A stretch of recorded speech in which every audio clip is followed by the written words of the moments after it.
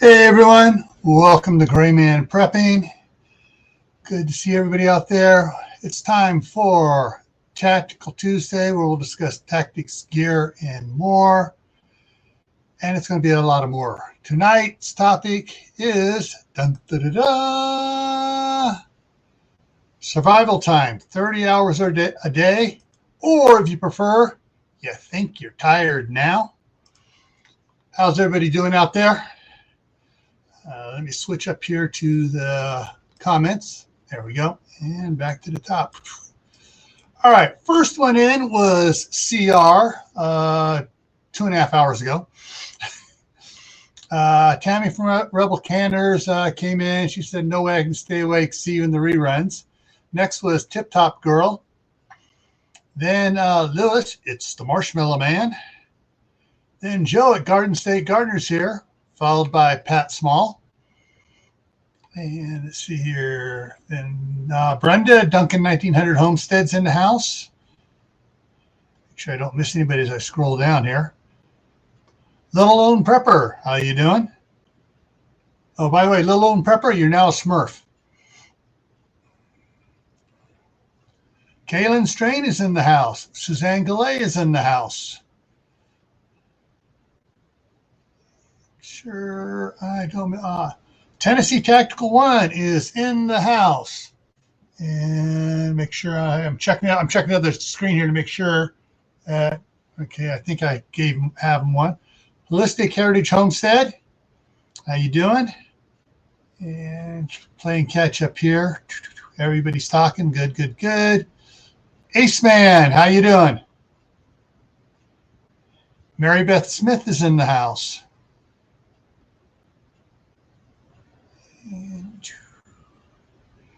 Back to Good is here. Shawnee Shave is here. And I'm caught up. Okay, so the gist of tonight's topic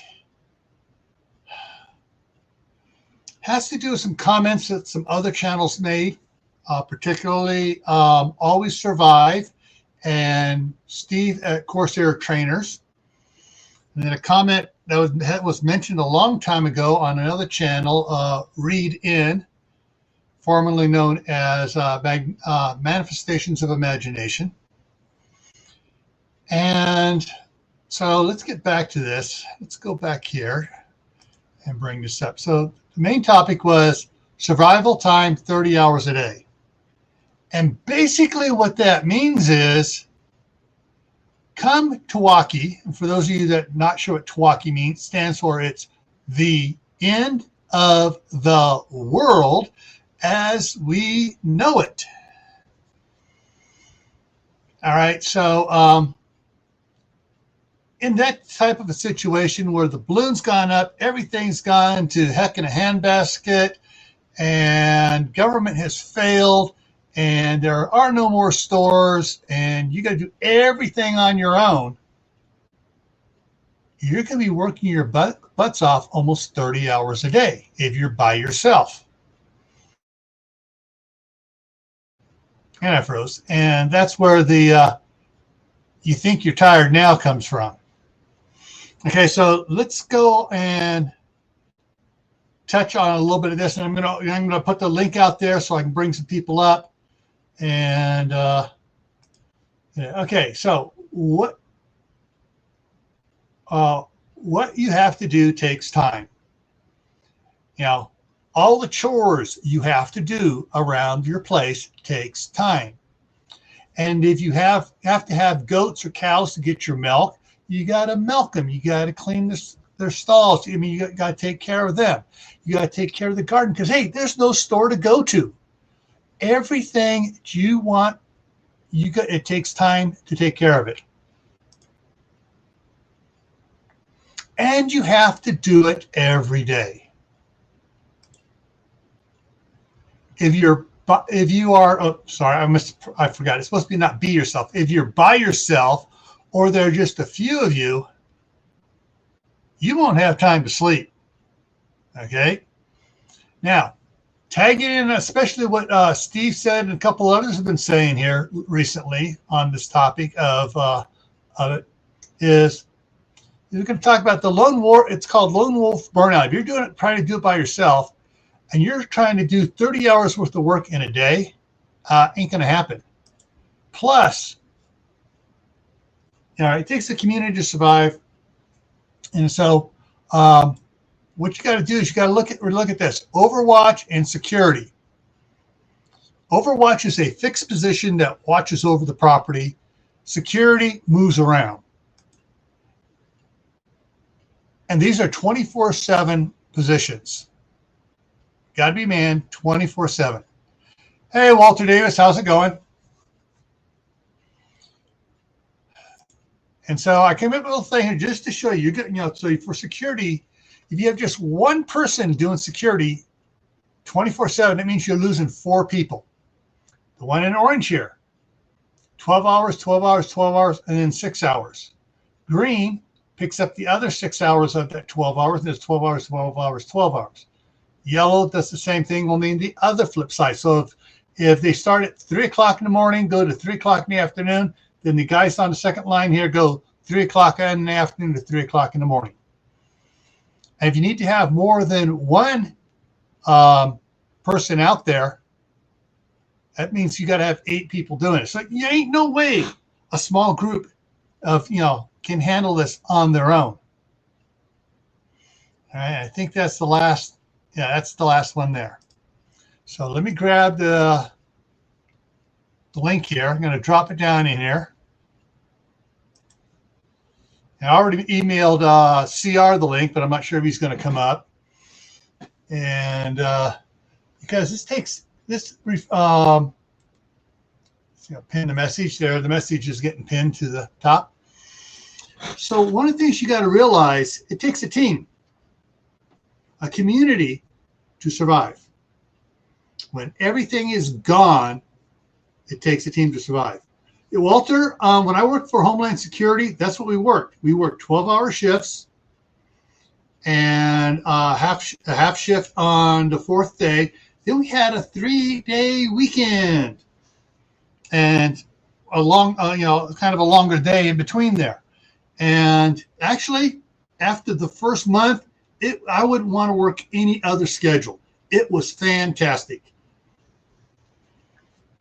And, it just works. Basically, you got a 3-day weekend all the friggin' time. But in a survival situation, that 3-day weekend is, where you're working every day for your on your survival farm, homestead, whatever it is. Yeah, you do security 3.5 days. The other 3.5 days you're doing, stuff around the property, and same thing with the other people. And so it gives you more time to do the stuff you need to do, and gives you the time to sleep. It gives you to make sure you get sleep time, so you're not sleep deprived. Yeah, exactly. And if if you need to develop a community for something that big, where you can bring in a couple other families of, either relative families or families you trust, and so you can get more time, because 2 people can do the work in the same amount of time of one. It takes one person to do. Froze here. Let me get it right here. All right. 2 people can do 3 times the work that it takes one person to do in time. So if it takes one person 3 hours to do it, 2 people can do it in 1 hour. There, get it straight there. And if you've got things where, some jobs, it can make it even 4 times as more efficient, because you're not having to do different things. Yeah, there's also, when you're talking about that, if there's 2 people doing it, there's, I don't want to say competition, but there's something there that just drives you to do more. Mm-hmm. Yeah. Plus, if, like your security people have radios, they can talk to each other while they're out there patrolling and looking at stuff. And it's like, hey, do you see something over by the south fence there? I see something out there. Can't make it out what it is. Can you see it? More eyes on something. And the other guy said, "Yeah, oh yeah, that's just a calf out there wandering around, got away from its mama." You know, so you can figure out things quicker. Hey Barry, how's it going? Sorry, time for a cough drop. Yeah, I live by myself. I got my dog, right? And there's days where I wish my dog had thumbs and could stand up and do stuff. Like right now, I'm trying to put up a cover roof over the patio, so it's not buried in snow like it was last year. And I tell you, I got 10-foot 4x4s on this side, 8-foot 4x4s on this side. And I'm trying to put a 12-foot 2x6 up there. Take some engineering to do it by yourself. If my wife was here, we could, you know, the amount of time it took me to get the one set up, we probably could have had 5 or 6 of them done in the same amount of time. But right now it's budget season for the company she's at, and it's going to be budget season through the end of the year. 4 months of budget season, but the first month here in October, September through the end of October, is the heavy duty budget stuff, planning the budgets, implementing, and all the other stuff. So anyone that's an accountant knows that. Hey, Rachel, how's it going? Rachel Knight is in the house. And so most people, I mean, I hear this a lot, and it's like, oh, people, you don't have a grasp on reality. I try not to say that to their face. I try to work with them to get them to understand it's not going to be easy as they think it is. I hear some of these channels out there saying, yeah, when TEOTWAWKI happens or the SHT hits the fan, you know, we're going to be kicking back and just relaxing for a while. We got 2 years worth of food, so we don't have to stress it. Hey, I got 5 years worth of food, and I'm stressing it. And in my background, you know, hey, I'm a former federal agent. I've been teaching emergency preparedness response since 1971. Yeah, I know a lot, and I know I don't know enough, and I know I can't do, you know, everything. And that's the biggest thing. People have to learn they can't do everything. They need help. Yeah, I got anywhere from 3 to 6 months on stuff of food, right? Mm-hmm. And I'm stressing, right? Like, you know, 'cause I know I don't know everything. My gardening skills could be better. My pressure and canning skills could be better. My water bathing could be better. You know, all of it could be better. I'm just doing it to what I like. You know what I mean? Yeah. Hey, Kathy, how's it going? One of the things too is, you know, trying to get people to realize, okay, oh, our family can take care of everything. And then I ask them, who's staying up at night to watch over everybody? Who's doing security at night while everyone else is sleeping? And usually what I get is the deer in the headlights look like. Yeah, like, oh, crap, we didn't even think about that. And some people say, well, I got security cameras. Well, who's monitoring the security cameras? You may have them out there, but what good does it do them to have them out there if someone's not watching it? That's what my dog's for. Security at night. Yeah. Animals help out great with that. But still, there's a time when your dog starts barking and it takes you a few minutes to wake up. What the heck's going on?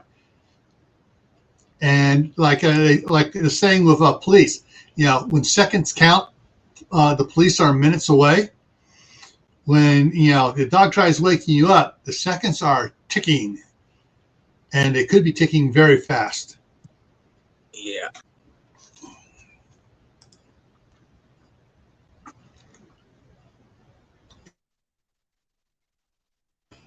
Very important. You know, you got to be honest with yourself, what you can do, what you can't do. And my wife and I are, you know, we're changing our whole outlook on things. And for those that don't know, my wife was a staff sergeant in the United States Army in the 91st Division. Her unit was a unit of drill sergeants. You know, and I've been in law enforcement since 1976. And we look back at ourselves now, back compared to then, it's like, damn, we got old. We can't do nearly the things we could do when we got married.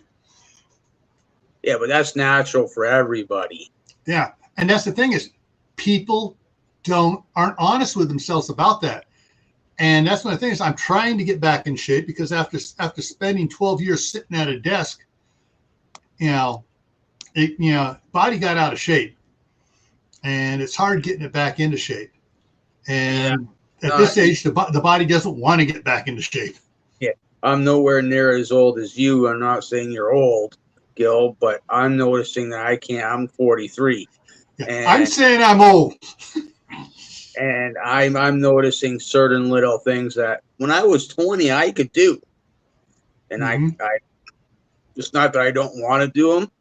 It's just that it takes me a little bit more time to do it. Yeah, I mean, even let me count. See, 2013. Yeah, 10 years ago. No, 13 there. 15 years ago. 15 years ago at scout camp as a scoutmaster, I could outrun every scout at camp. He had a race called the Race to the Top, where you start down in the valley, you start at scout camp, you'd run up the road to the top and back down again. I'd beat him by 10, 15 minutes going up and down. The last year I was there, oh man, I barely beat him. Barely. Hey, Shadow Scout, how's it going?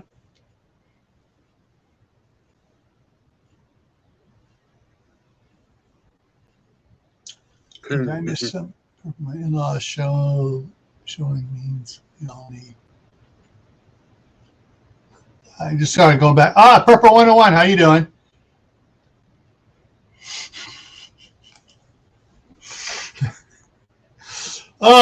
Now here's a guy who's trying to die early from his mother-in-law.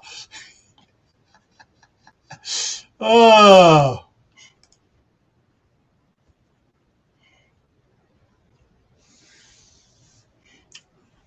Yeah, but as far as all the chores, think of everything. The garden. How much time do you got to spend in the garden every day to get the food you're going to need to last you for an entire year?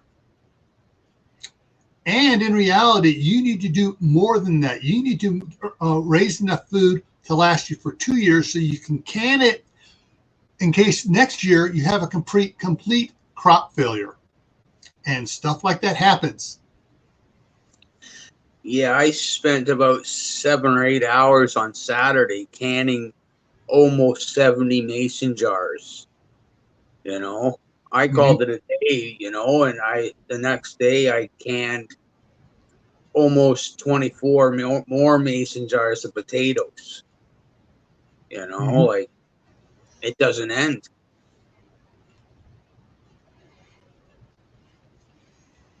Yeah. And one of the things that Howie Food Forest Permaculture says to do, in part of your garden, have a good part of it that's underground root crops. People come in, they don't see the sunchokes or the Jerusalem artichokes. They don't see the garlic underground. All they see is a bunch of flowers and stuff, and they don't see all the root stuff that's underground. And so they may raid your upper garden and leave, but that leaves you with a bunch of stuff still underground too, if you got to wait for the bad guys to move on.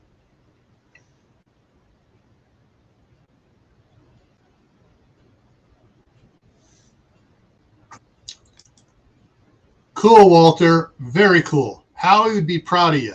Howie's Food Forest Permaculture. And he's always talking about throwing seeds out and getting stuff going. All right, so you got to grow food for yourself. You got to tend the garden, and so you're trying to grow. You want to grow at least 2 years worth of food for the first several years, so you can store that extra food. Once you have 7 years worth of canned food away on the shelves, then you can breathe easy. And then you can only have to do 1 year at a time. Unless you have a bad year, then the following year, you want to do 2 years to catch up and build your stock back up.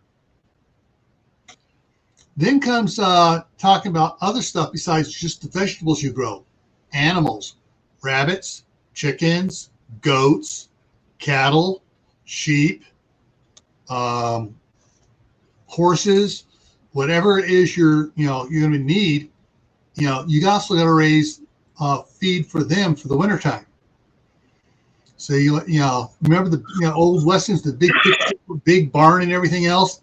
They didn't have bales of hay. They just pitchforked it up, hauled it up, pitchforked it off, and filled the upper loft of the barn full of hay, and they just pitchforked it down to the animals down below. All right, so you're moving it. You're harvesting the alfalfa and hay and stuff. Then you're hauling it back to the barn. Then you're hauling it upstairs, and then you're stacking it upstairs. That's a lot of work, a lot of time. Oh, and Kaylin says turkeys, yes, turkeys as well. And so so you're raising, getting eggs from the chickens, the turkeys, the ducks, the quail, whatever it is you're raising, or if you're raising multiple birds, you got that. So you got to figure you got to have couple years worth of food for your animals as well. Because if it's a bad season, like say normally you get just enough rain to keep everything going, and then 1 year you get 4 times as much rain as normal. All your crops get so soggy, they get root rot, they die. Your fields of alfalfa and hay and oats and stuff are all beat down, and you have nothing to harvest. Right? You can see the problems. So you gotta, you have to be able to do 2 years worth of stuff for each of the first, I would say at least the first 5, 6, or 7 years till you have a supply built up. Now, one of the things like for goats, sheep, and cows, in the summertime they can go out there and graze and stuff and eat a lot. And you can put them in a silo, and they used to put in the silo, they'd put several sheep in there. As they threw stuff in there, the sheep would run around and pack it down and compact it, and you have a silo full of silage, and that lasts quite a while. That can last a couple of years, so long as it doesn't overheat trying to decompose.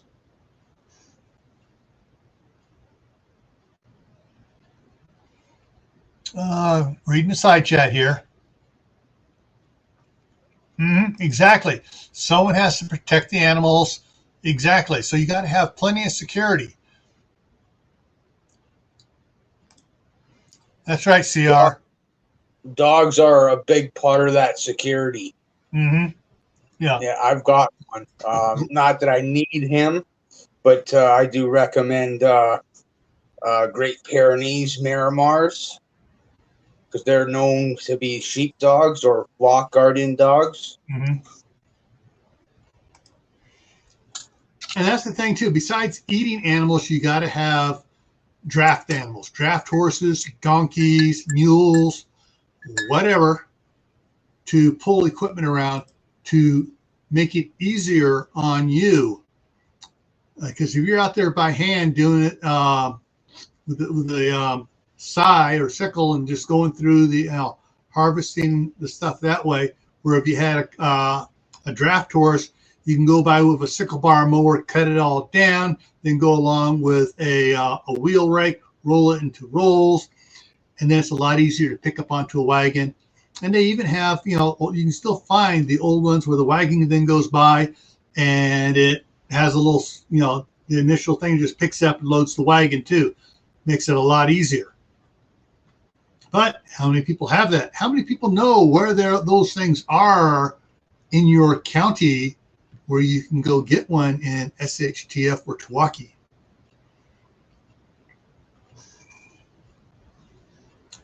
Yeah. And so, and one of the things too to remember is here's the point. If you have an old gasoline tractor, unlike all the modern diesel tractors, you have an old gasoline tractor like the the Ford N series and stuff. Back during World War II, a lot of those tractors were converted to run on I'm just lost it. Not gasohol. I'm thinking of the wood. Shoot, brain fart, folks, brain fart. The gasifiers. We take the wood chips and heat it up and get the to vaporize and run it off the vapors from the wood chips. A lot of farmers, because there was such restriction on the amount of gasoline they could get, and if you weren't a huge farm, you were limited even as a farmer on how much gas you could get. And so the gasifiers, there was a lot of farm trucks, farm tractors, and such that were running on gasifiers. Okay, we had some other people coming in here. All right, we have Our Cabin in the Woods. We have Don at WD Glock and Roll. We have American Trucker's Wife. And I know I missed somebody else. I saw them go sliding by there. So anyways, yeah, the you need to have backup plans for your plans, and then backup plans for your backup plans. Because to quote the poet, the best laid plans of mice and men oft go awry. Or if you want the military term, no plan survives contact with the enemy. And in this case, enemy is Mother Nature and time.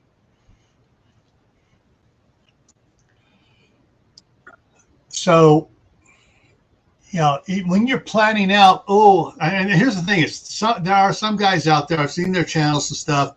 Yeah, I'm waiting for SHTF, and then after it's all done, I'm going to go out and get the pick of my truck I want, and I'll pick up all the stuff. And I'm like, dude, what are you going to run your truck on? Because the grid's going to be down, which means you got to figure out a way of getting that gasoline out of the storage tanks. And remember, it's only going to last so long before it's.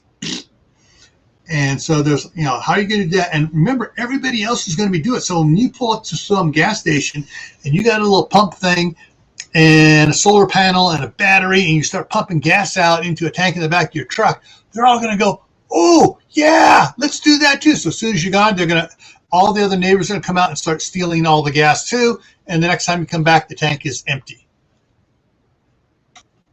So, yeah, you're right, Walter. Everyone, Mike Tyson said, everyone has a plan until they get punched in the face. That's like an army saying, isn't it? The army saying is no plan survives contact. But Glenn, Isle of Gardens in the house, hey. All right, CR put something in there. Put in pace.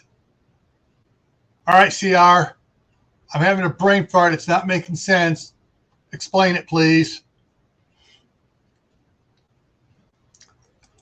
It depends on the EMP, the strength of it.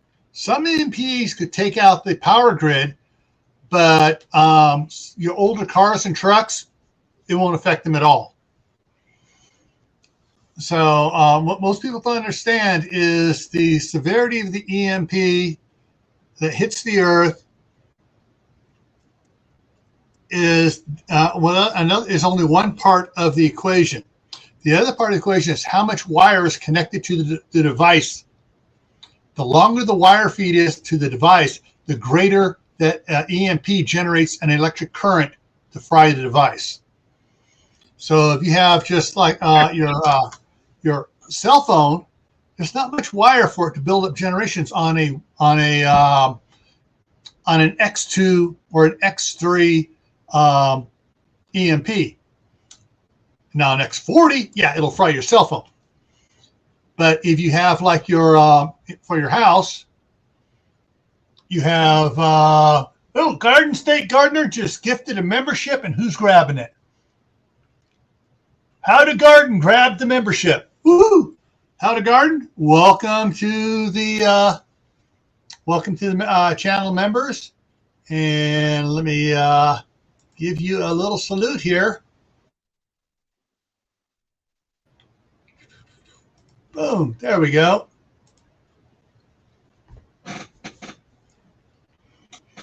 So the primary alternative contingency emergency. Okay. That's pace. I've always dealt with COOP, continuity of operations plan. There are, and there's more than just growing food, raising the animals, food for the animals. Like Lewis said here, he was canning. You have that food, now you got to can it. There goes a day or two there, a week during harvest season.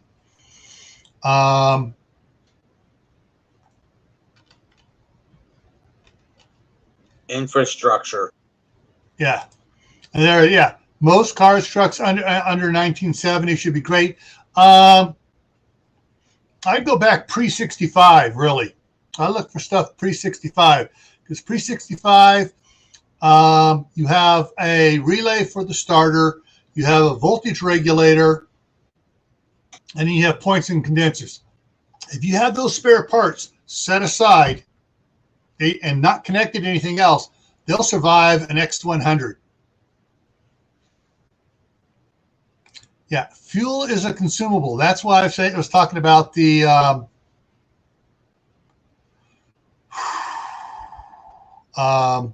gasifiers. Yeah, solid state is weaker. If you have an old radio that has tubes in it, the tubes can take a bigger hit than transistors can. A lot of the military's hardened electronics and stuff is old school stuff. It has tubes and stuff in it, and then they have metal cabinets full of all the tubes. So they can just open the cabinet up afterwards and start testing the tubes, replacing the tubes they need to replace. Yeah, there are other things to can for certain foods. You can dehydrate stuff.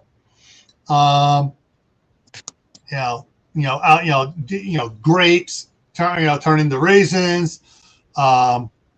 Plums turn into prunes. Apricots turn into dried apricots. Yeah, so there's a lot of different things you can do. And if Uncle Al is here, yeah, vacuum tubes. And so if Uncle Al was here, one of the first things when meat comes up, it's salt. He's going back old school, a couple thousand years, to salting the meat to make it last. Salt your fish, salt your pork, salt your beef. That way you can make it last. Hey, Suladine, how's it going? And here comes Don. Hey, Don, how's it going? Sorry, I was having problems with my phone trying to get in here. Hey, you're here. That's all that matters. I'm trying to buy a new piece of property, so I was on the phone with the realtor, but I wanted to get in on your show earlier, so I'm sorry for being late. Not a problem. So, all right. Now, I've been watching some of your videos here. Like you lost power, 2:00 in the morning? I think we're in a soft apocalypse myself, because it's like it wasn't raining, there was nothing going on, and we lose power all the time, and it's just one of those things that happens up here. But yeah, 2:00 in the morning as usual, power's out, and I don't think they're bringing out the crews. What time do the bars close? About 2. It could have been a drunk driver into a pole for sure, but I don't know. I didn't see any news reports or anything. Yeah. I know when I was working for the sheriff's department there in California. When I worked the graveyard shift from 2:10 to 2:45, we were busy as heck, and so was the California Highway Patrol. Accidents left and right, and 9 times out of 10, they were above the legal limit. Did I lose you?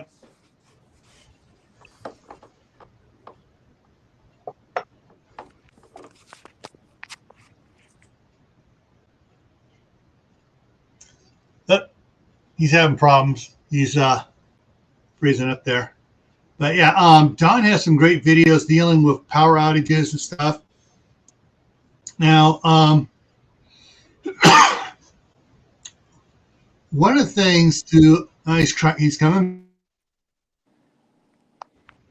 You're back. Internet. Oh man, our internet is.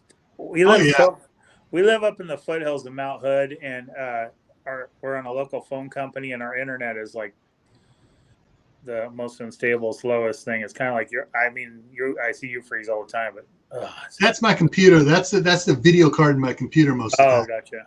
Yeah, our internet is. Yeah, Scott up there at Hidden Valley Homestead.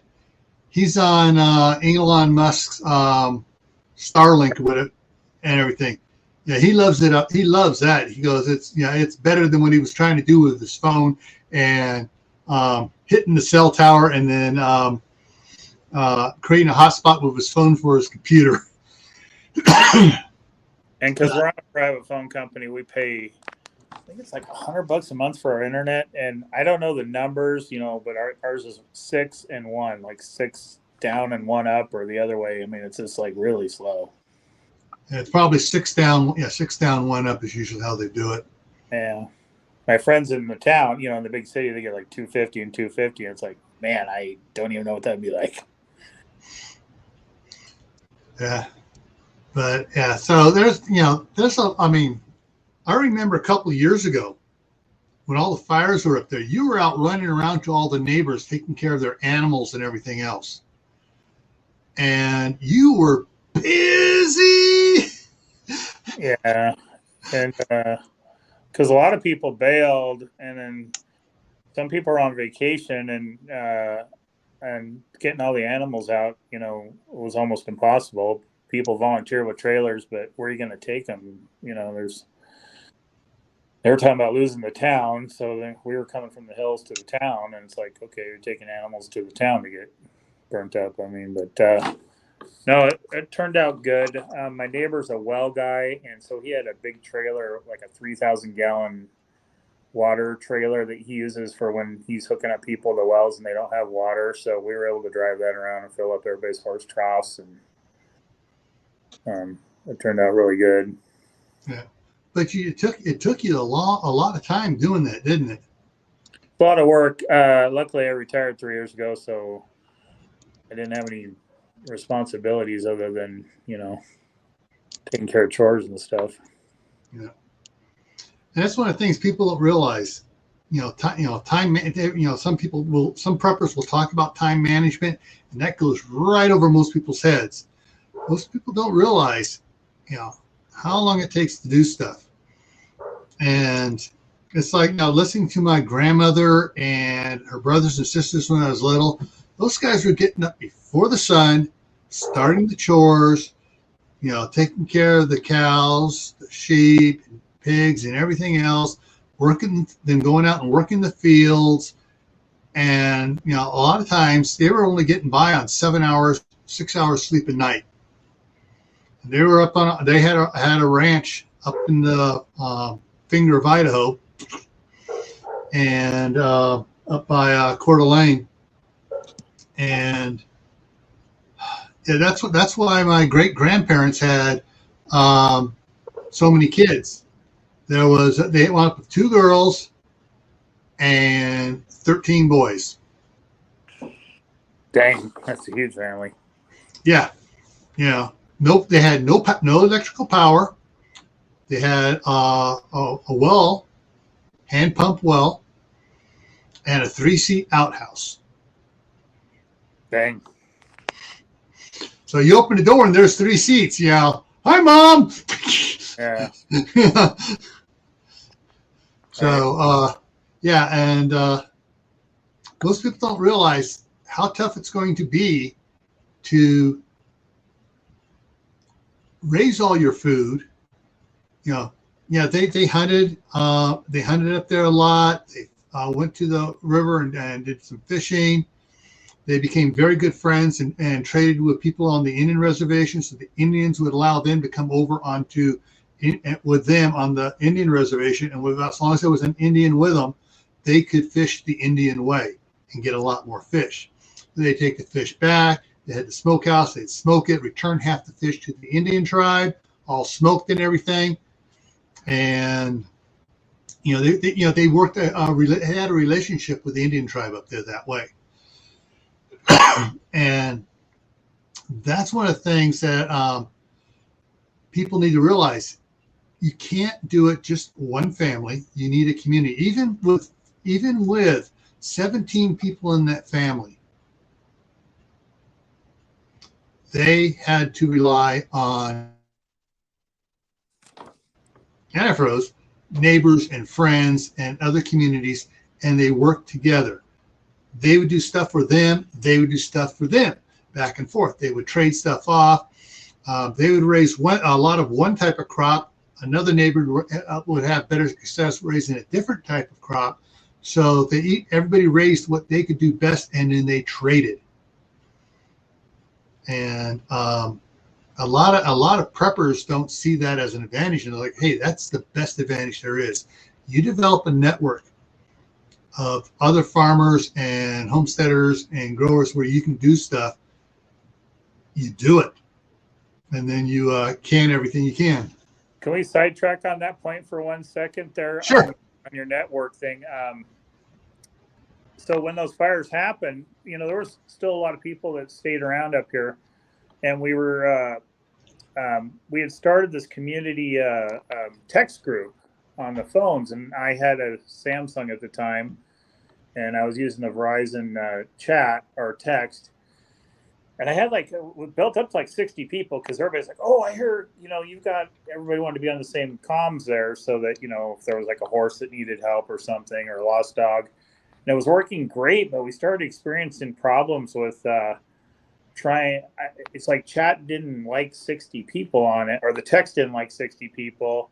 And then I flipped over to Apple, and I thought, well, maybe that'll cure it. But I think Apple, you can only do 30 group on the text or something like that. So it's some of the text didn't go through, but it was a great tool insofar as hey, we've got, something, fires over here and we need help over here. What do you comment? What do the people on the channel here say is a good plan for comms? I know, it'd be nice to have everybody on ham radio, but you aren't going to get a gal farmer on ham radio, and you're not going to get them to download an app on their phone and everybody get on the same page. Does anybody have any suggestions for a cure-all for that?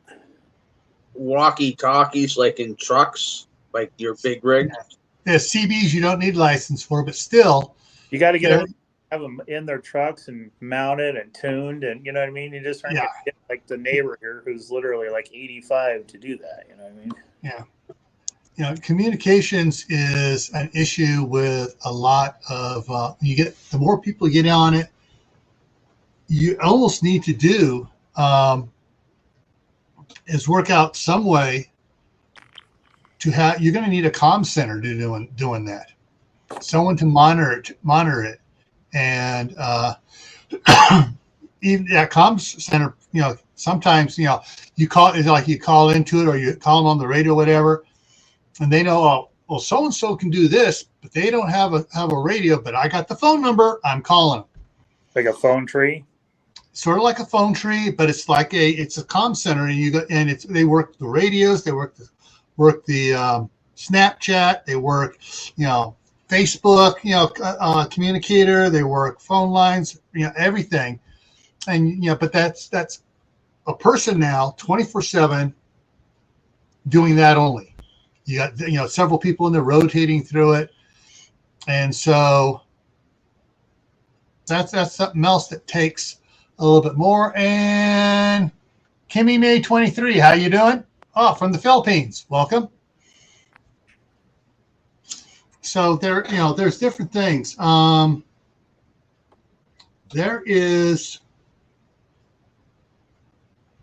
depending on your area and how good of a cell phone you have, there are things out there. GoTenna is the one that comes to mind. There's a couple others where everybody can just plug their, have their phone plugged into a charger, go onto it, and everybody within the range of the GoTenna relays can talk to each other all the time. It's like an open party line all the time. Like hey, Dave's Place, how's it going? I'm Is a that like myself. Is that like a walkie-talkie system? It's basically it's a Bluetooth relay system that you tie into your phone, and you can either have it as a closed or a totally open network. And if it's closed, every GoTenna couple of units you get, you program it into the network, and as you spread those out over distances, they all link together. What kind of finally ended up happening was one of the ranches that's at the crossroads to get into the area, because it's kind of a loop and there's only one way in, one way out, was right at the entrance there, and so everybody met there, and they had like a tailgate spaghetti party, and so there's probably 40 of us there, and we were able to kind of debrief. We didn't do it every day, but it was definitely a help, like, hey, what's going on? So maybe a church might be a good meeting place in a small town or something to kind of do this word of mouth relay, I guess. But yeah, comms was kind of an issue. The hardcore guys were like, hey, we need radios, which I'm a ham guy, so it's like, yeah, let's do radios. But the little horse farm over here, the gal's been here for 60 years when the roads were dirt. She ain't operating the radio, so and yeah. And she had a flip phone. And it's like, oh my gosh, it's just a disaster waiting to happen. So yeah, well, it's like Storm's Radios and Cats. Barry doesn't have his ham license, but he has his GMRS license. So he uses the GMRS FRS radios to communicate, which is what a lot of the CERT teams use, the Community Emergency Response teams. But then they'll have on their teams, everyone on the teams will have one of those FRS, GMRS radios, and one person will have a ham radio. Yeah. And the person and they'll have people in the command center that have ham radios. That way they can talk to the leader of this group, and he can talk to all his people. And so, it becomes like a phone tree, out and communicates that way. Yeah, and that way everyone doesn't have to spend the big bucks for the ham radios. FRS is just with the mountains and stuff too. If the guys sucks. Yeah, it is what it is. Yeah. So also another thing, I just realized that I kind of was like, oh no, I'm kind of behind the eight ball, was fuel. I usually have I have 11 5-gallon cans, because we're up in the woods and we run a lot of generators, and that's a lot of fuel for in a shed. And then I have 8 5-gallon cans for diesel, where it'd be nice to have a 3,000-gallon tank. But man, I was out of all my cans, so I actually went and filled them all up last night, and I had no chainsaw gas or anything. I thought, man, if the world ends, I ain't cutting that explains that little short you did for the zombie horde. Well, I the bolt action rifle, the oversized chainsaw, or the entrenching tool. And I saw your answer was a katana, but you had to pick the shovel because you're not going to run out of gas. And I get it. Yeah, I get it now, because I'm like, 5 gallons of fuel, chainsaw fuel, will last me 2 seasons easily. Because how much does a chainsaw take? But and I was just reading on Zero Hedge just now that Russia's cutting gas supplies. Have you seen that? So fuel is going to start climbing even more than it is right now. What's interesting when you talk about chainsaws, I've bought I bought one electric plug into the wall type, pruning saw, which it was a Sun Joe one, it works okay for pruning trees and stuff. And rather than trying to use a hand saw, cut branches, I just go and go. Yeah. But I got a 12-inch, 18-volt Ryobi one. That is slick. And I've cut 18-inch limbs off. Cut on one side, go around, cut on the other side, do the undercuts and everything else, and then bring it down. But so long as I have solar power to charge up the batteries, I can go. Until those batteries die, and they're ion lithium batteries, I'm going to get a lot of charge cycles out of them. But that's like I said, I have my big McCulloch gas chainsaws as well. I have my electric McCulloch chainsaws. I'm diversifying my chainsaws, and of course I have my bow saws, my big bow saws.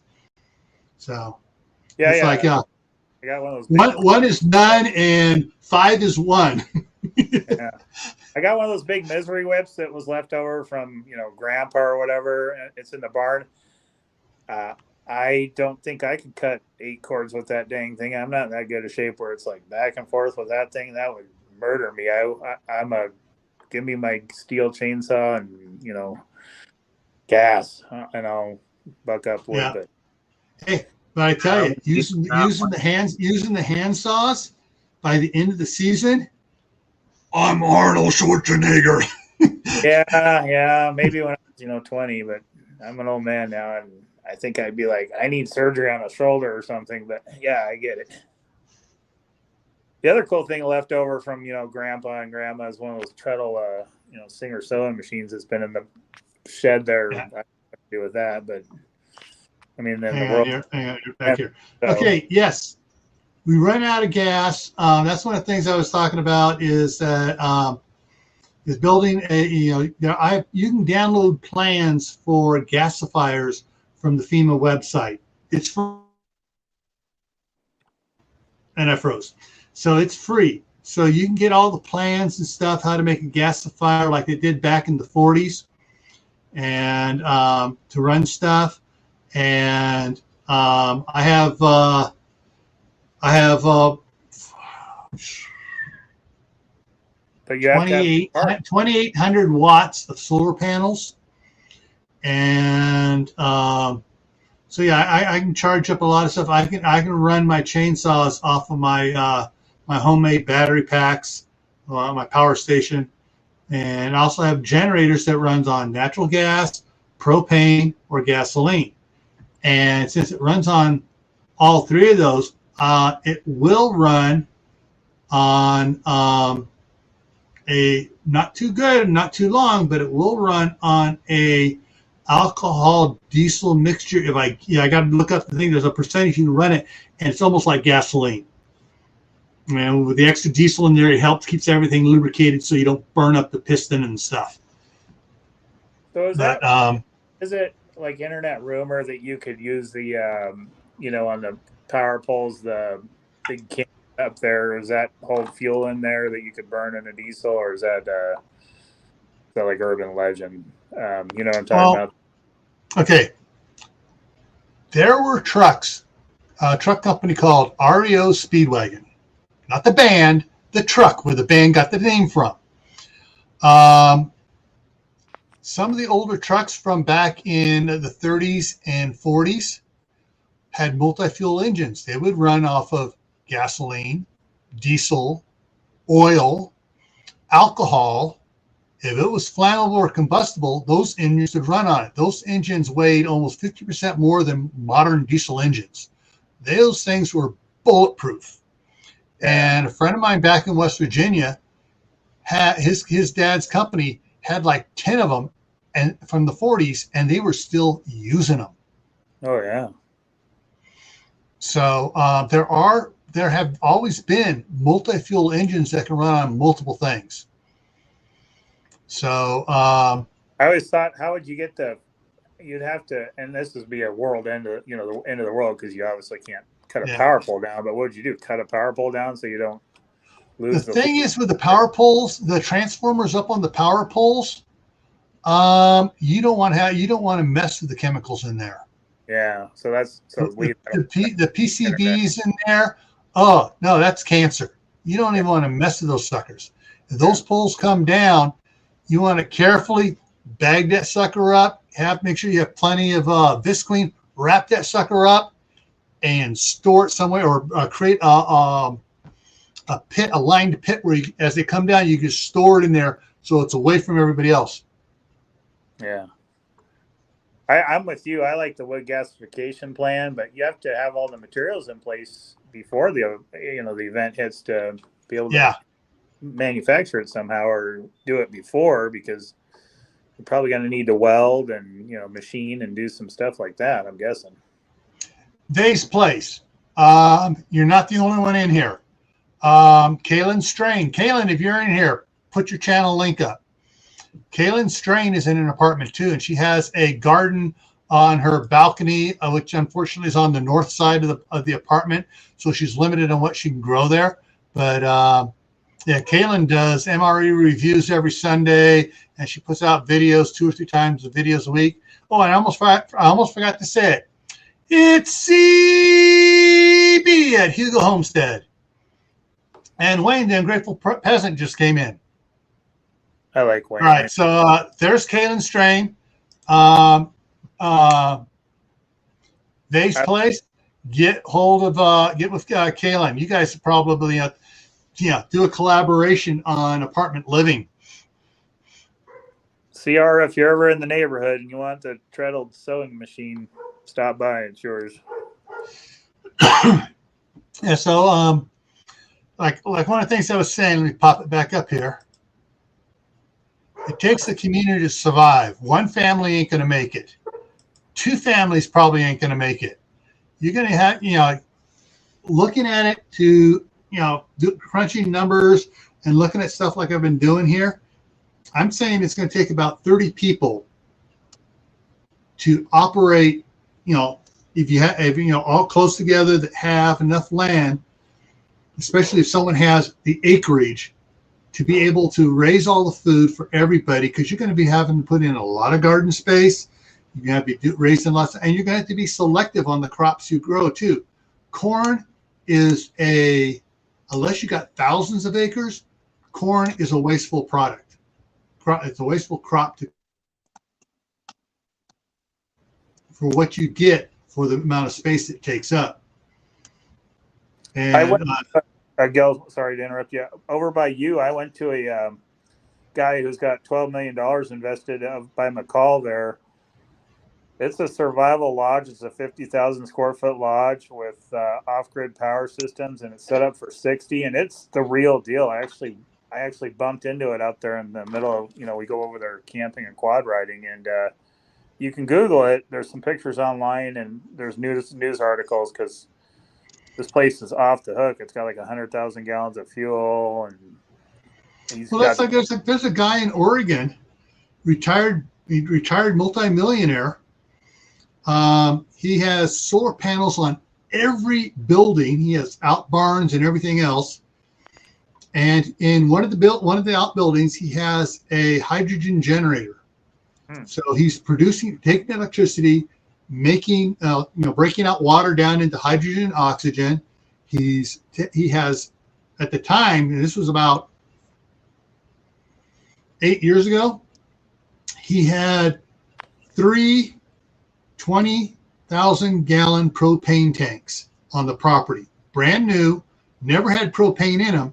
He was putting hydrogen in them. Where's he at? Do you know what part? Somewhere in Oregon. I can't remember. I had the link to the article on his place saved on an old computer, and that computer died, and I haven't been able to find it again. I think they took it. They wanted to hide it because they don't want people to know, hey, you can do this. But he had all his vehicles were electric, no batteries in it, no batteries. They had fuel cells, so he'd fill up the tanks with the carbon fiber tanks with hydrogen, and he had like a 500-mile range on it. He had pickups, he had sedans, all set up on this, and so everything was hydrogen based there. He had odorizer for for all the hydrogen, so it was odorized just like natural gas or propane. It ran his stoves, his water heater, and his he had lights on it.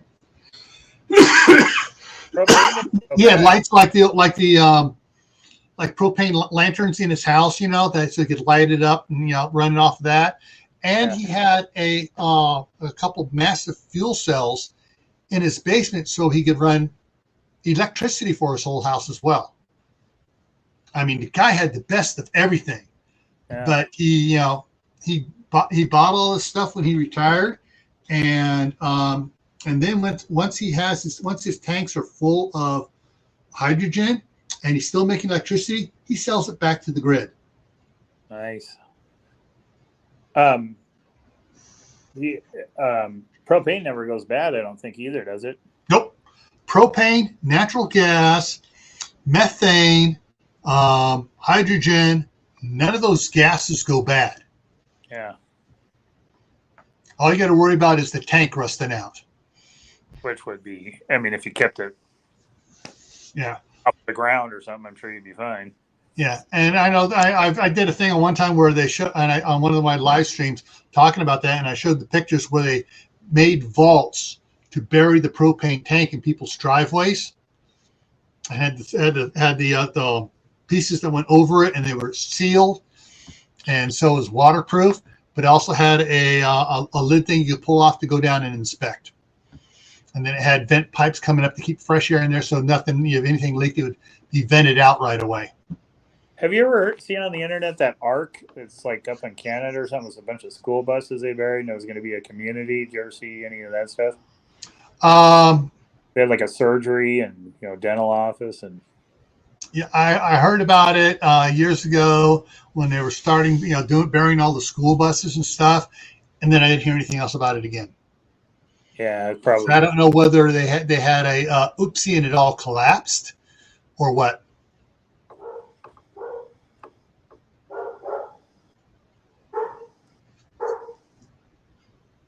I'm just reading some of the comments here. Yeah.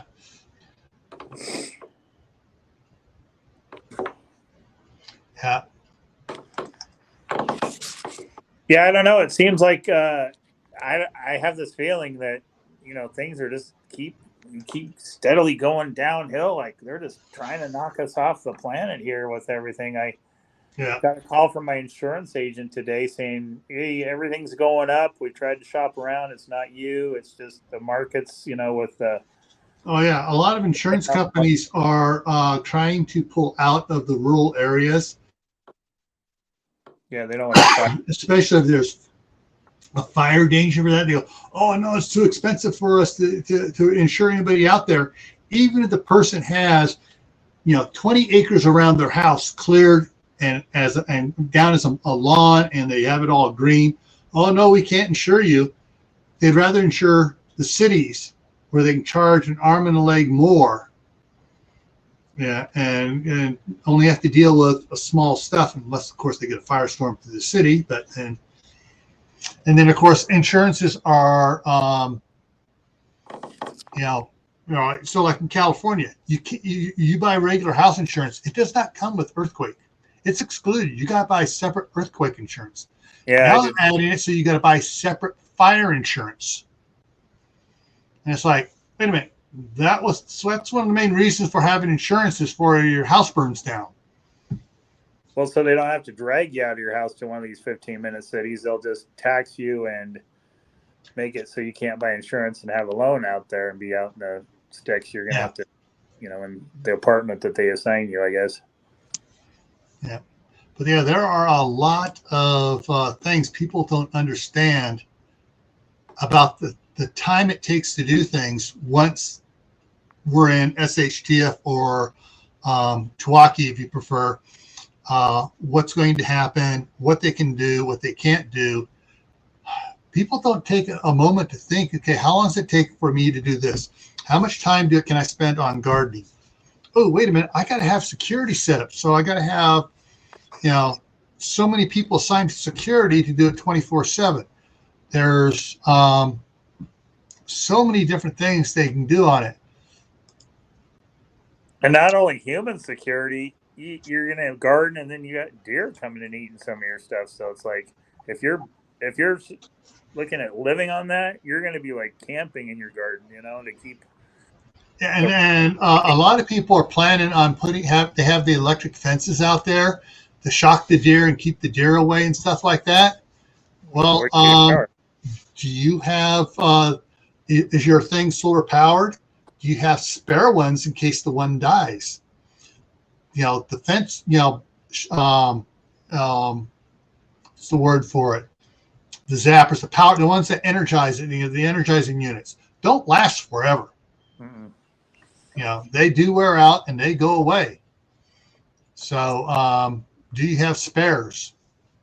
And it's like the last week we talked about fabricating tools and equipment and everything else that you're going to need. If you are out there and you got just a couple families, and you got to pull people off to make new shovel handles and hoe handles and stuff like that, you're falling behind. Do you know, hey Gil, I know you're in Idaho and you guys are pretty self-reliant there. And I think your church, you guys are pretty self-reliant, but I can't find a buddy to I've got the property. You've seen my videos. I've got the equipment. I've got, wells, and we're out in the woods, firewood and all that. I can't find any groups or people that are interested in this kind of stuff, really, that, I don't know. Was there a website you go to? I've got a few friends on here that have come by and are like, yeah, this is a great place, but how do you find somebody in your area to? I like my neighbors. We're all kind of the same. They're maybe not preppers, but by nature they're farmers, so they're pseudo preppers. But part of the problem is, all right, I'm gonna get a little personal here for you, is where you're at. What color is your state? Oh yeah, for sure. That's the problem. A lot of them will not go to states that are blue. They just won't. Because, probably landmass wise, 9/10 of your state is red. But all the big cities and stuff are blue, so the whole state goes blue. And that's the problem. You have the idiots in the Kool-Aid drinking idiots in the cities that are making it tough on everybody else. And there are a lot of them that, you're like, Oregon, or I go across over here to Idaho or Montana, So that's what's happening is a lot, Now, if eastern Idaho, eastern Washington, or at least the southeastern Washington and the eastern part of Northern California ever get their act together, okay, we are seceding from our states and we're joining Idaho, then you might have a better chance. I agree. Did you see Wayne's comment here? He's got a great comment. He says, I prefer a loose coalition of friends and like-minded people. Groups are getting too much attention, for sure. Yeah. Agreed. You don't want to be that one guy who's going to cause you trouble because you're trying to help him out, but he's got some completely whack idea from what you got, Yeah, and that's where vetting comes in and helping out, and things come in. One of my favorite books was called Forgotten Forbidden America by I forgot his first name. Last name's Watson. And in the beginning, they started out, there's a retired not retired, but the retirement age farm couple. They have farm thing, and they sell small plots on their farm for people to come out to, and there's a whole contract you got to sign. You have to come out once a month. You got to help out on the farm. You got to learn these skills, and we're in charge. So, And so, and that's the way the thing begins. There's several groups coming out there, and groups of families, and they work together. And then when things go, they keep working together, and it's they have their pitfalls, they have their successes, and so I kind of like that what he wrote there. Well, so here's another good question. CR is asking, can you fabricate a saw? And Kaylin is saying that a blacksmith could make hand saws, which is true. But, that'd be really hard because tempering, I've played around with it, tempering it properly before so this doesn't come apart as a pain. But I think a better question would be to ask is, I have the old misery whip in the barn, would be learning how to actually sharpen the thing properly too. Not maybe a saw, but learning and having the tools to hand sharpen saws if you're concerned about that. CR and Kaylin would have the equipment, learn how to sharpen it, and then it should last forever if you do need it. Yeah, when we talk about tools and stuff, a good blacksmith can do it. If you look at the old big lumber saws and stuff, they weren't little fine teeth. They were big old monster meaty things. They could sharpen and sharpen and sharpen and sharpen and sharpen for years before they had to worry about replacing that saw blade. Well, even chainsaw blade, just normal chainsaw blade. I just did a video. I was in the garage just getting ready. I got to start firewood. It's hard to wear out a chainsaw blade if you're sharpening it properly. They last a long time too, and there's just a little tiny tooth on that thing. So yeah, but you have how many teeth on that thing going around? So it's cutting a lot.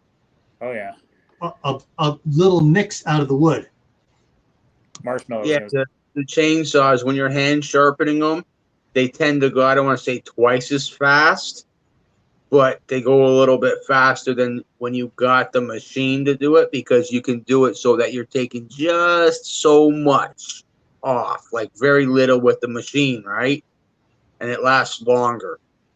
I hate hand filing chainsaw chain. I bought the fancy Oregon saw, chainsaw sharpener, if you see my video, and I will just take like 5 loops with me into the woods and bring them back and sharpen them at home instead of hand filing, because it is it's just a pain. If you treat that chain nice, right? Not digging into dirt, making sure there's no stones, no fence wires, stuff like that, right? Which I always say, a long time. Yeah.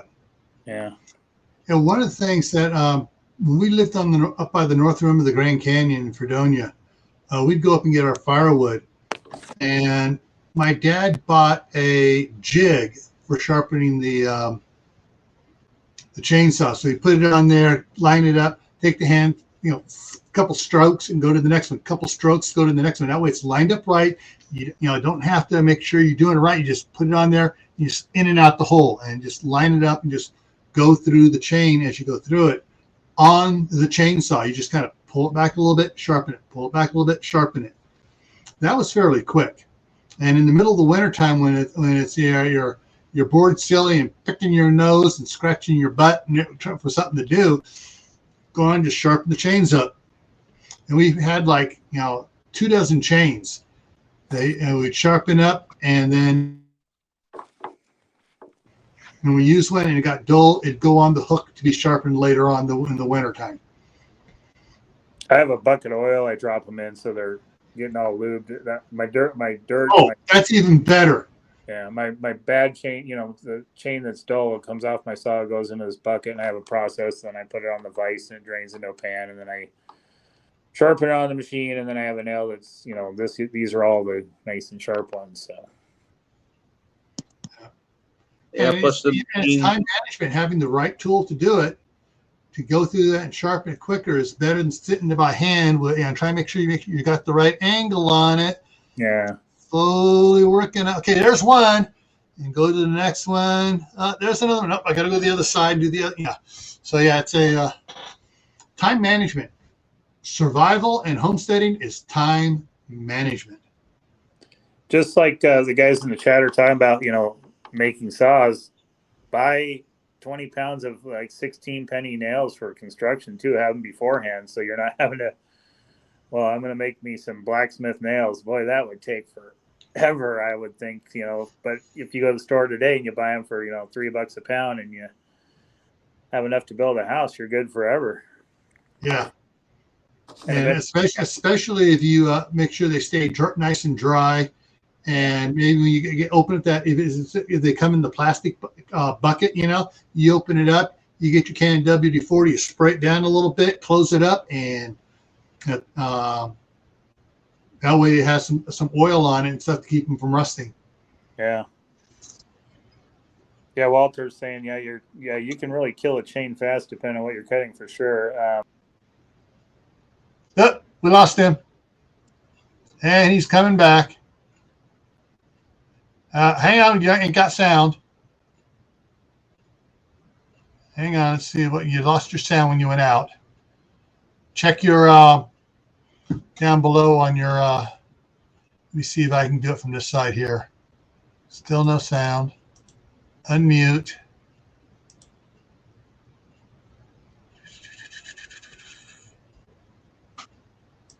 Nope. You may have to go into your settings down below there and check your mic. Yeah, like he was saying, you can really sharpen a doll in a chainsaw. I guess the harder the wood is, the quicker it becomes duller. Yeah. And when it comes to nails and screws and stuff, oh geez, I don't know how many boxes of screws and nails I still have in California that I got to get moved up here. But yeah, I've learned to love over nails. I've learned to love screws, and then I've learned to love the torque heads with with all the little point things on it instead of Phillips. And he's going to try to come back in again, I guess. Yeah. Okay, just checking this out.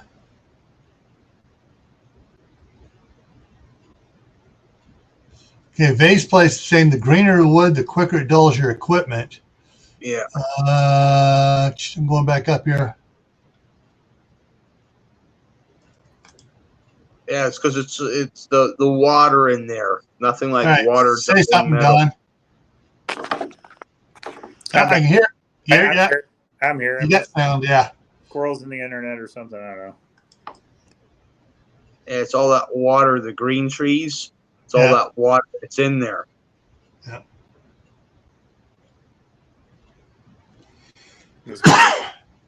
So, yeah, the whole idea was just for people to realize it takes time to do if you don't have power tools, you don't have, and you're in a situation where it's, hand saws, gardening by hand, you don't have a rototiller, you got a hoe.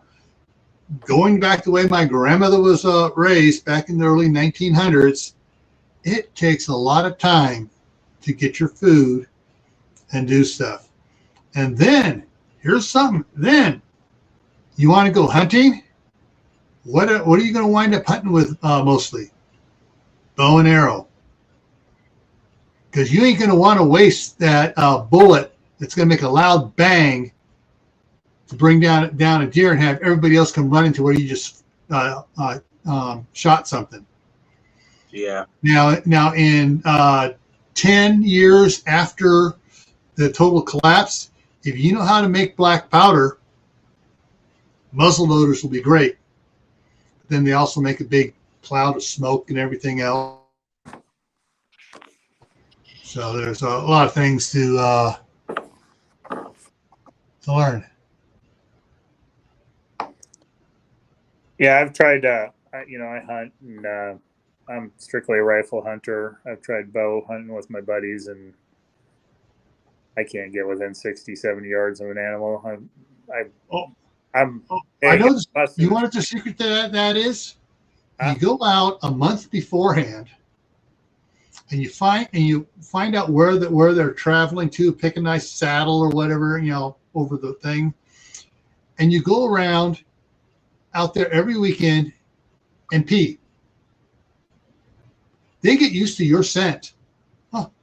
Oh, there's nothing here. I smelled that before. Nothing's ever around.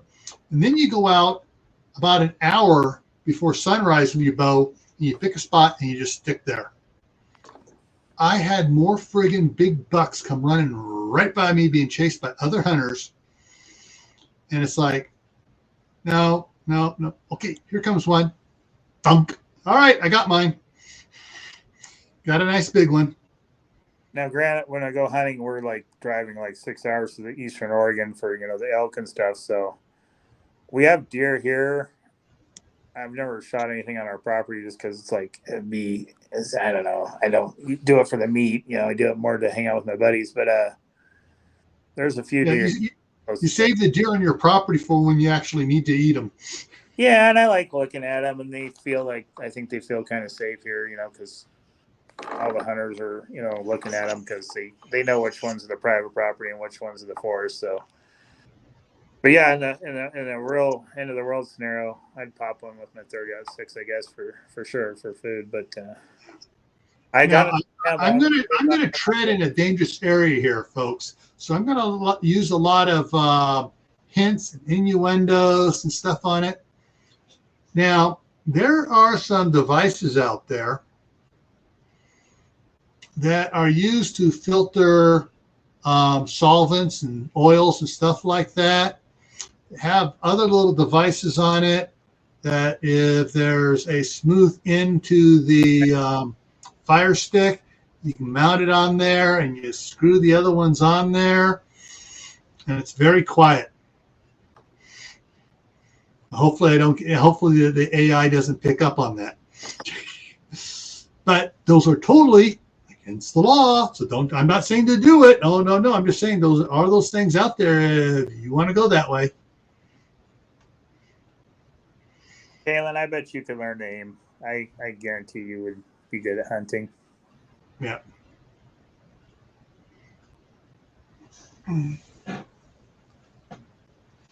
Yeah.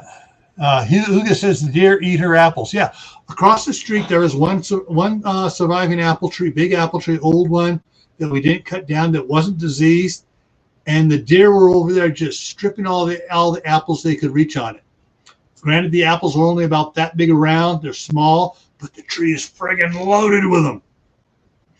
And so we know we'll have deer over here that I can go out there with my bow, or my daughter can go out there with her bow, or my son-in-law can go out there with their bow, and we will have a deer. Well, you got so many deer, they're like vermin over there. There's so many deer running around out there. Actually, where I'm at, not there aren't that many, because there's so many acres upon acres of farmland where they're raising either alfalfa, potatoes, sugar beets. So alfalfa, potatoes, sugar beets. I forget what the fourth crop is. And once in a while, they will just let the field rest. But yeah, and there's always tractors and stuff and the watering going on out there and stuff. So the deer usually have to follow along the big irrigation canals to get up to us. So, and of course, the Snake River is a quarter mile away, and there's a lot of wooded area along the Snake River where there are a lot of deer. And because there's a lot of deer there are some cougars along down there too. So, which I guarantee will be one of the first things hunted to extinction near the Snake River. Yeah, you and the other 10,000 hungry families would be, let's go get some deer, yeah. Well, there'll be we got a cougar down here. We don't want it going after our deer. And of course, once everyone starts hunting the deer, the cougars are going to come into town looking for food, going after dogs and cats. I always mess with my wife because, we love our dogs, and she's like, not going to eat our dogs in the apocalypse. Not happening. I'm like, you don't know what's going to happen because you're about to, those dog sled teams where they eat the dogs, or something. But I couldn't picture it. All right. A friend of mine. who was originally from Hong Kong, and he got his citizenship back in the early 80s or whatever, his U.S. citizenship. He worked for Homeland Security, and he'd take his vacation going back to see family still in Hong Kong. And he would tease the rest of us. Yeah, I'm going to have a great dinner when I get over there. Yeah, it's called Slow Dog. And we go, what? Slow Dog. What's Slow Dog? Slow Dog. That's what's for dinner.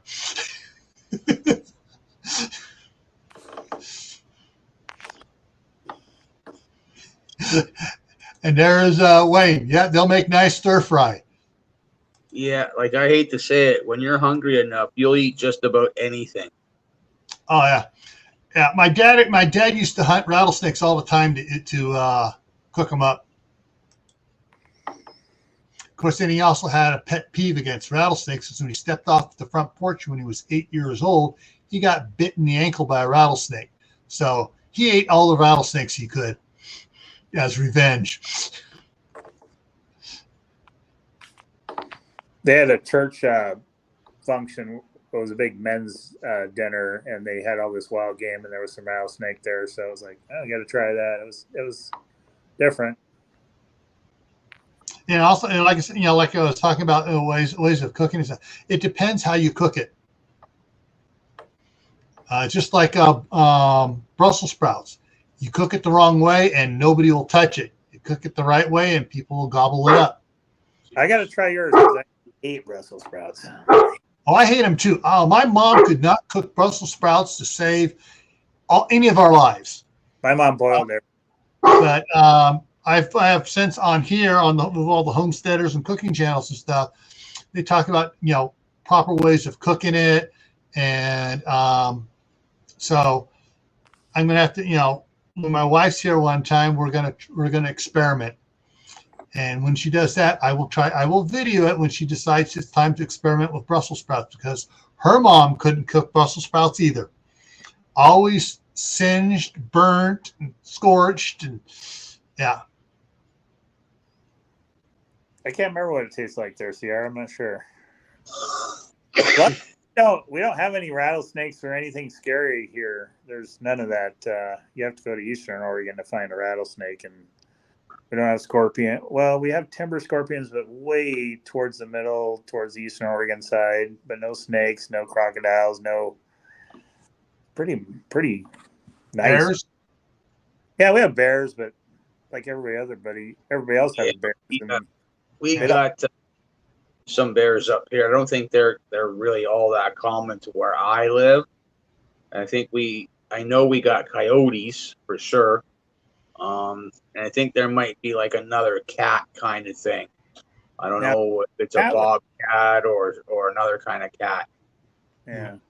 We have cougars, and that goes through the neighborhood real quick. If there's a cougar, it's like the phone tree. It's like, watch your horses. I went out to my mailbox one time, and a bear jumped out of the woods and ran across the street right in front of me as I'm grabbing my mail, and my mouth was like, oh, did that just happen? And he took off running, but I wasn't armed or anything. I was going to get the mail, even though my driveway's, 200 feet long, but I kind of thinking maybe, man, I should pack a pistola just going to get the mail, but luckily it didn't do anything. It just took off. It was scary. Yeah, some people, I know my dad lives out in Arizona.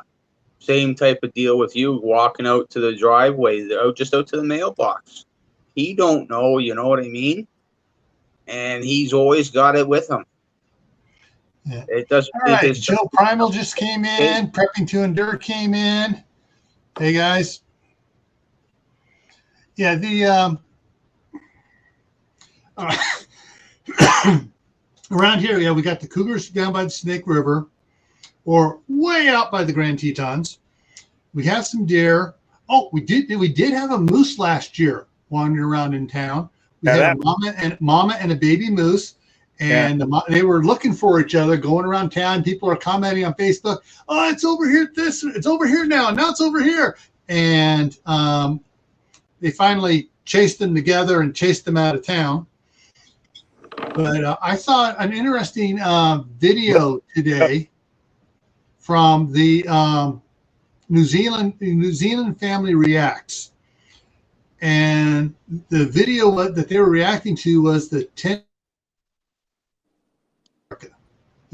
Froze. They were reacting to the 10 most dangerous animals in North America, and it turned out that moose kill more people than bears and snakes, and it is a whole bunch of, and the moose, just kill a lot more people than most people know about, because I believe that. My daughter lives in Colorado, and they've got moose, and my wife goes out in the woods with the dogs, and it's like they are no joke. You gotta be careful. Yeah, I mean, those big old antlers, they turn around and swipe, and you're dead. Or they just come running through the woods, and they trample over you, and you're dead.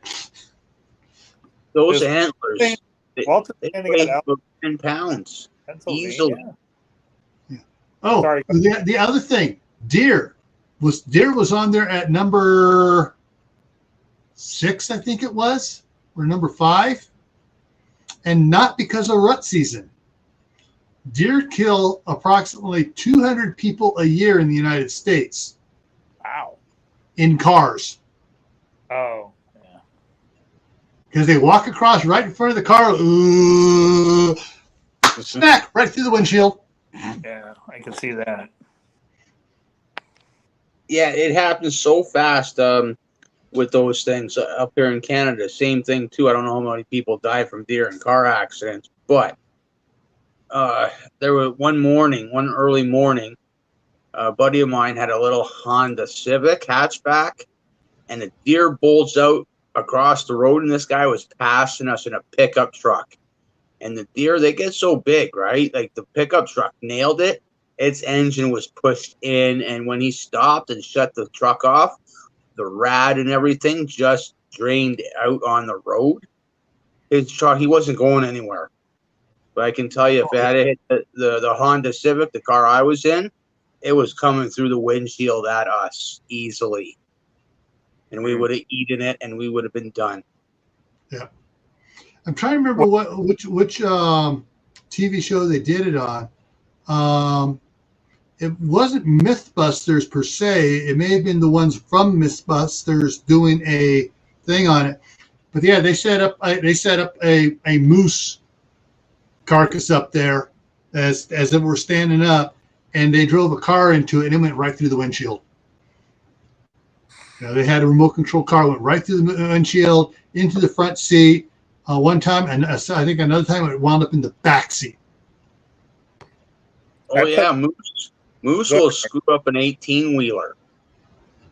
Yeah, I put a ranch hand bumper on my big truck just because we were driving back and forth from here to Colorado and going across Wyoming.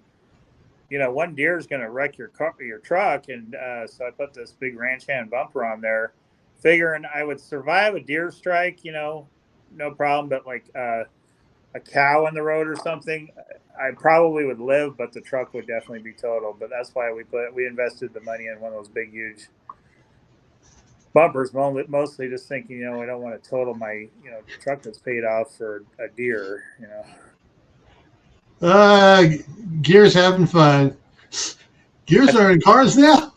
Yeah, they're in the car after you hit it. I thought Gear is Colorado. Gear, aren't you Colorado? Isn't he Colorado? Yeah. Like I said, I had it riding my bike. Yeah.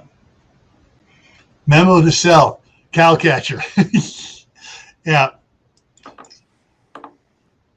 Hang on, some good comments just flying by here. Where is it? Yeah, horse. Oh, Missouri. Okay, I thought for some reason you were Colorado. Guy took out, hit a horse. Yeah, yeah, that would take him out.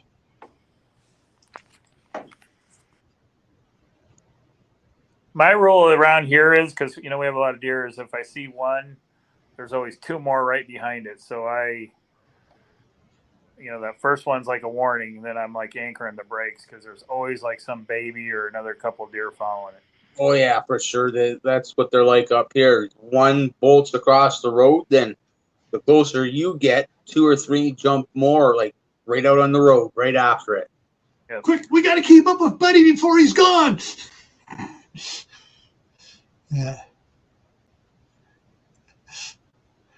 Do you think those little whistles they put on the bumpers, the deer, do you think that's a gimmick or do you think they work? Don't know. But I look at it this way. The way sound echoes, it actually may scare more deer out onto the roadway. Yeah, it could do that, huh? Yeah. So, yeah, I'm not sure about it. All right, Vay's Place. Have a good night. And so, yeah, it's a but then, hey, if we're in TEOTWAWKI or a severe SHTF situation where there's no more government, grids down, and it's going to take, a decade or 2 to recover, ain't nobody going to be driving around their car around too fast. It's going to be, I'm on my horse. Oh, there goes the deer.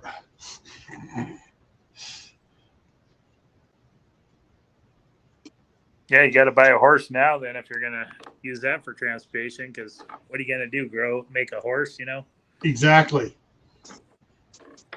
And all the tack that goes along with it and all the repairs you'd have to be able to, do on yourself. You're going to. I tell you, if I ever hit the lottery, I'm going to be buying, a couple 100 acres, and I'm going to be setting it up with horses, cows, goats, sheep, donkeys, mule, and all the tack for all the animals that need tack. And I'm going to make sure I can also buy a pre-built gasifier, and I'm going to put photoelectric cells on top of every piece of every building, and try to get myself a hydrogen generator so I can produce my own gas and stuff. Probably need it sooner than you think. I'm sure. Yeah, I know. Crazy.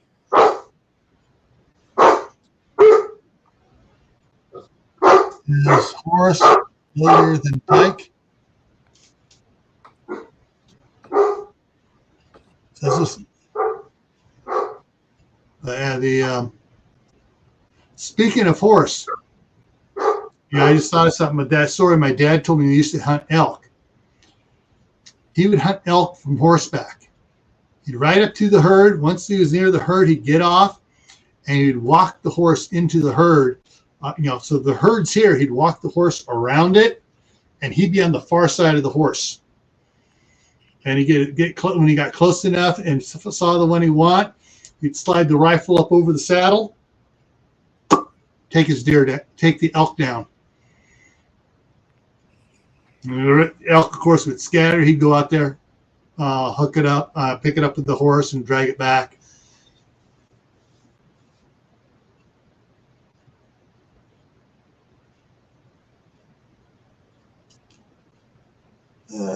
Just reading what they're saying here. Okay. Oh, okay. It's been over an hour and a half.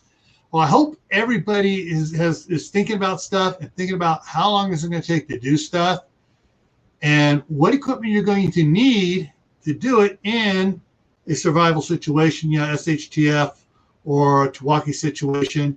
So you guys can start planning now. Like Don says, what are you going to try to buy a horse after it happens, or you can try to buy this after it happens? You ain't buying much at all after, whatever the event is that caused us to go back to the Stone Age, or at least back to the 1700s. So you need to start thinking now and start figuring out how long is it going to take you to do your garden to raise all your food. What are you going to have to do? Because some plants, crops, take more man hours to raise than they are worth. Corn being one of those. Unless, of course, you have to have, can put, 150 acres into corn. So, So I hope everybody gave everybody food for thought here on things to look at, what they need to do, start thinking, do a little planning. Those of you that are in cities, if you're up in the Oregon area, make a comment on go to Don's about page and email him. See if you want, if you can work something out where you can come out there, once a month or so, and on his property, get to know him. See if you guys can mesh together, and if something happens, you have a place to go to and a job, working his property. Yeah, got a big house. My being retired law enforcement, I've got a lot of friends on that side. They're like, we're coming to your house, we're coming to your house. I'm like, well, you better bring all your food because I can't feed you. So yeah, bring all your food, all your pew-pews, all these seeds, and everything else. And you really want to come here? Tell you what, get a cargo container and drop it off here and start stocking it. I've told my buddy that, drop off some of your bedding and, sleep bags and some extra bags of clothes so you don't have to haul that stuff with the, have it free here. Yeah, there's a channel. Have them pick up a used travel trailer and park it up there, and they can start filling it with certain things, with dry goods and stuff. Yeah. There's a guy that I watch from time to time, and he's doing that. He's doing a small community where people come for an SHTF, right? And you got like a cabin here. You got 3 months worth of like a trailer or a cabin or something there. 3 months worth of food minimum, and you got to help out around here. And the guy's digging a bunker where he's going to put a freezer, I don't know how he's going to do that, like an underground freezer and cold storage, gardens. Eventually I think he's got some trees there now, the whole 9 yards. He's got a pavilion being built, so he's put some effort into it. We got we're animal lovers. We have 3 big dogs that we have, but and all our friends have dogs. So I got like kennels and stuff that we've got that we can, if the one dog doesn't get along with us, place to put their dog so it's safe. Yeah. Well, it's like with my family. All right, my daughter's is renting the house across the street from us, and trying to save money up. Going down the street, the third house down the street, which is in the next block. It's supposed to be, people are supposed to be putting their house up for sale. It's not a big house, but it's on 2 3/4 acres, and my daughter's trying to find out how much they're going to want to sell it for, and if they are able to afford to buy that house, then my younger 2 boys may actually decide, all right, it's time for us to move up here. We'll move into the other house, which I'd be very happy to let them do. And then they'd get more people up here. And my one nephew has a travel trailer, and he's thinking about. He hasn't done it yet. He's talking about possibly getting a 40-foot cargo container delivered up here, and then start stocking it with dry goods, wheat, oats, rice, beans, stuff like that. Well, that's the main name. That's the main word in your channel name, compound. Mm-hmm. And what's so funny is it came from the 1.25 acres my parents owned in California. All the cousin stuff called it the compound, because there were 2 houses on it, and it was known as the compound. And people were always coming over there for family get-togethers and everything else. Yeah, I agree. All right, folks, we're going to wrap it up here. Wayne's taking off and everything else. So really quick here, let me grab the schedule. All right, so Friday is what new over on my Pat and Family Compound channel is what new ways are you learning to cook? So we're going to talk about stepping out of your comfort zone and learning new ways of cooking and all the different ways there are to cook. Then next Monday, also on Camp Pat and Family. Actually, wait, I forgot. I got to add to the schedule. I got to add Survival Saturday to the schedule here. So on Saturday, we're going to be doing Survival Saturday. If anybody has a suggestion for a topic for that, you can go ahead and email me. Use the Camp Patton Family Compound email there. Email me any suggestions for Survival Saturday. And then Monday is going to be what are your favorite games? Because some people have some interesting games that I had friends that brought over a game I never heard of, and we fell in love with it, called Phase 10. And then back here on Tactical Tuesday next week is Food Source Recon #2. Is that a board? The Phase 10? Phase 10, no, it's a card game.